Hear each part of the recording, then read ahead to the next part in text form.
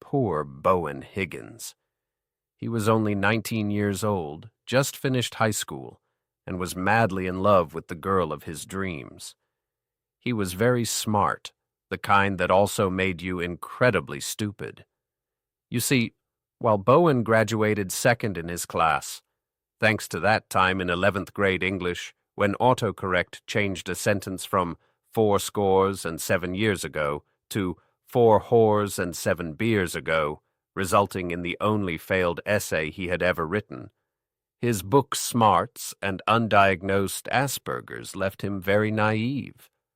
Bowen's parents were the strict type who felt that friends and girls were merely distractions from a good education, and that appearances meant nothing since the popular kids would one day be working for the nerds anyway.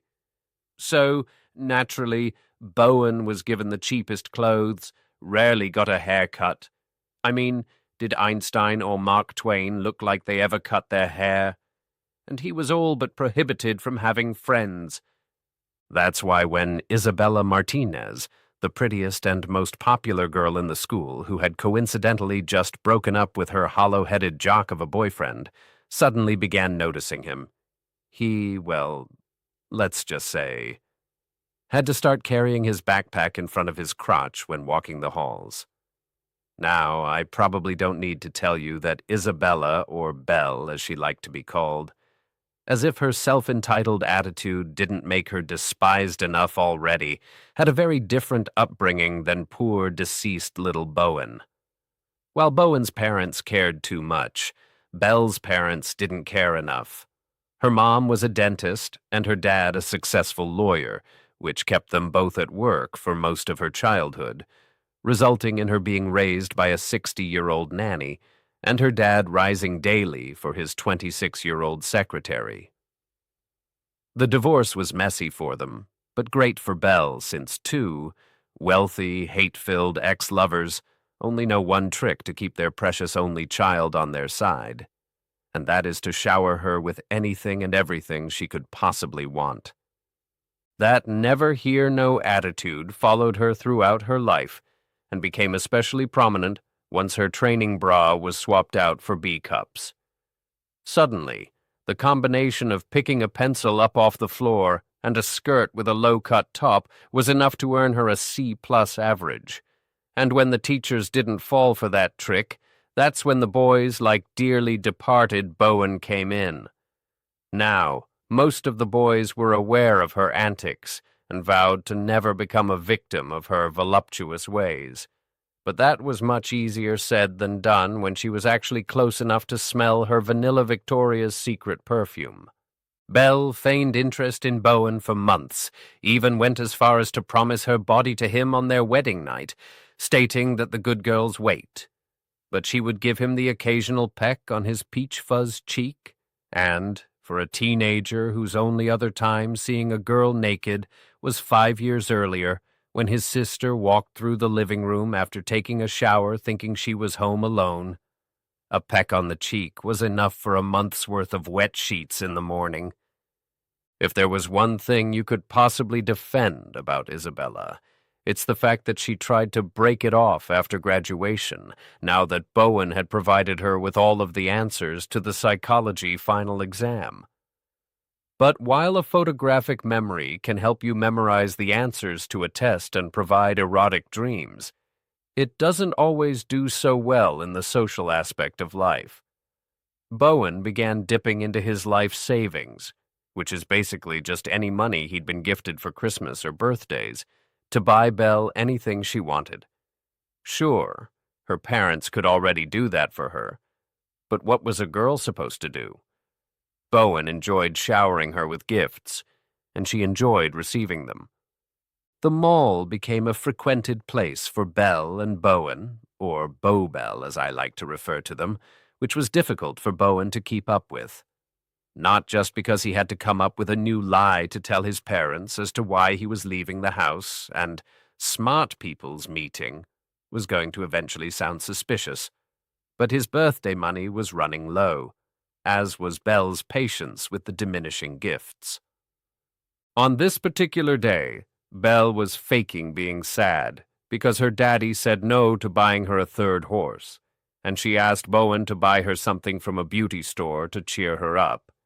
He, being the loving, kind, caring dumbass that he was, scampered off into Whores R Us and came back 10 minutes later with a $30 lipstick. "Lipstick?" Isabella said, as if her daddy had told her to get a job. "I know it's not much, but I'm running a little low on money, and it's your favorite color," Bowen pleaded. To be fair, Belle's favorite color was blue, and this particular blue lipstick would have made her look like a corpse. Ironic, considering what happens next. Belle was beginning to tire of the entire relationship as a whole. It just wasn't as fun as it once was. So rather than stringing him along some more, she instead played the angry girlfriend card. "You know what, Bowen? If ugly, cheap lipstick is all I'm worth to you, then I'm done. Get the hell away from me." She pushed him and quickly withdrew like she had accidentally touched a sense of morals. Bowen's tall but lanky frame stumbled backward and hit the glass barrier. You see, something I probably should have mentioned before is that Whores R Us was on the second floor of the mall. He flipped over the barrier and fell to the hard floor below. And that brings us to now. Me, good old Grim Reaper, Lord Death, the harvester of souls, Joe Black, with my scythe in my bony hand, staring down at one of the smartest imbeciles I've had the pleasure of reaping. The blood is rapidly pooling around his head as it oozes out of his cranium and his floating face. I say floating face literally. It's an actual medical term for when someone fractures their face to the point where the bones literally lift away from the rest of the head. Pretty gnarly stuff.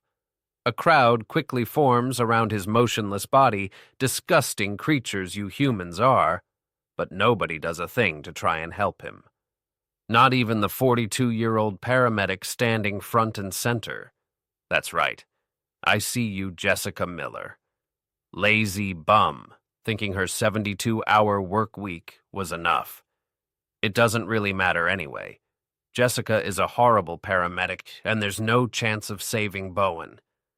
No, a severed spine is pretty hard to come back from. Little tip for you, if you're ever falling 40 feet, don't land on your head. I drive my scythe through Bowen's body and the final muscle spasms stop. Then the crowd gasps, and I hear another thud and a loud crack, like a carton of ostrich eggs falling on the kitchen floor. 10 feet away lay Isabella. Perhaps she wasn't as heartless as I thought. Or maybe she just knew that this was one mistake that her daddy couldn't get her out of. Or maybe that orange wasn't her color. Regardless, she took the swan dive too, but unlike Bowen, she didn't go head first. She went ass first. Belle screamed in pain, and the entire crowd, even Jessica Miller, ran to her aid. Sure, leaving the nerdy kid to die, but run to the pretty girl that pushed him to his death. Sexism at its finest. "I can't feel my legs. I can't feel my legs," Isabella screamed. Of course she couldn't feel her legs. She fractured her T1 vertebrae. She'll never walk again. Yeah, I could do her a favor and put her out of her misery. Create some internal bleeding or something like that. It would save her a lot of pain, having to rely on others to take care of her for the rest of her life. But she has always enjoyed people giving her all of the attention, so I think I'll let her live with the consequences of her actions for once in her life. For the first time ever, Isabella Martinez won't get her way, for I am death, and I always win.